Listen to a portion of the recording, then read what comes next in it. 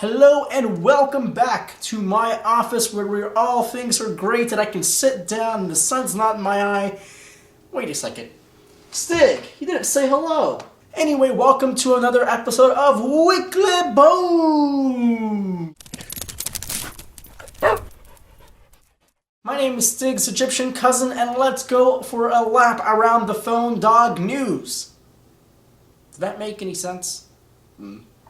Our own Mr. Aaron Baker took the HTC One and put it against the Samsung Galaxy Note 2. By far, this is one of the most difficult dogfights that Aaron has done in his phone dog career. Gosh, these dogfight battles get harder and harder as time goes on. Both of these devices offer somewhat of the same specs. Obviously, the HTC One is a bit smaller than the Samsung Galaxy Note 2. The Galaxy Note 2 it has a 5.5-inch display, while the HTC One has a 4.7-inch display.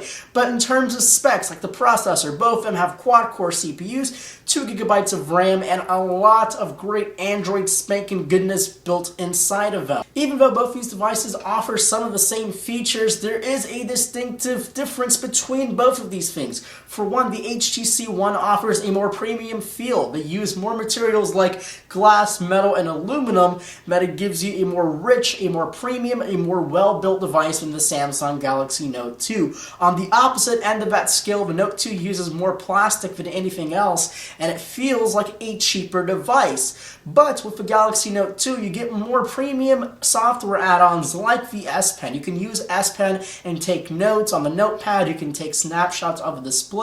You can even draw on the photos and have a little bit more creativity with the Samsung Galaxy Note 2. And that's really where the HTC One lacks, is more of the value software add-ons that the Samsung Galaxy Note 2 has. All in all, both these devices are fantastic Android devices. The HTC One narrowly loses to the Samsung Galaxy Note 2, mostly of that giant display and the value add-on software like the S Pen. You really can't get away from the fact of taking notes on a display like that. And also, the battery life on the Galaxy Note 2 is far more superior than the HTC One. Aaron actually had a little bit more difficult time with the HTC One because the battery is, one, non-removable, and two, is a little bit more small than the Samsung Galaxy Note 2, and the Note 2 can really go for a day, even 2 days, without being recharged. And lastly, the biggest nail to the coffin on the HTC One is availability. You can get the Galaxy Note 2 on all major carriers, while the HTC One is only coming to AT&T, T-Mobile, and Sprint. No Verizon availability has been announced yet.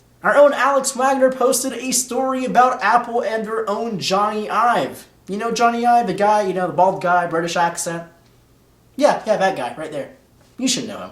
He sort of starts all those videos with those really cool phrases like design, or, something like that. Anyway, after the departure of Scott Forstall, he was basically the lead iOS guy, Johnny Ive took over the human interfaces for iOS, which is sort of a weird term for iOS software development, but it's like that over there. He actually said in a couple of interviews and a couple of meetings in Apple execs and all those people that he wants a more flat design to iOS. Flat and simple. He wants a more slicker, more really not intrusive iOS than anything else. So a major overhaul of iOS is really out of the question. It's just not going to happen anytime soon. There's going to be a slight design change to iOS according to Johnny Ive. Maybe not in the certain future, we really don't know, but more of a simple look to iOS. Aaron is keeping up with this phone dogfights. I'm really hoping no phones were hurt in the production of those videos. But anyway, this time it's about the HTC One and the BlackBerry Z10. Really, two companies who are really struggling for market share,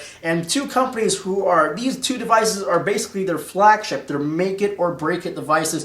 The Z10 offers a 4.2-inch HD display, while the HTC One offers a 4.7 full 1080p display. Both these devices are really good, and if you're already an existing BlackBerry user, maybe the Z10 will be the best choice for you because it has some great features like the BlackBerry Hub where you get all the messages, BBM, and and email messaging all in one single hub, and there are a lot of features, and still it's probably a very good enterprise device to have. But if you're looking for more customization and more applications, then the HTC One is definitely one of the devices, because there's still Windows Phone 8 and there's also iOS in the same market. And last but not least, our own Alex Wagner took a report about LG and the smartwatch and the smart glass rumor that has been sort of sparking up the past couple days. Basically, you already know about the Google Glass, and you already know about the rumors that Samsung, Apple, and Google are working on some sort of watch attachment that will either connect to your iPad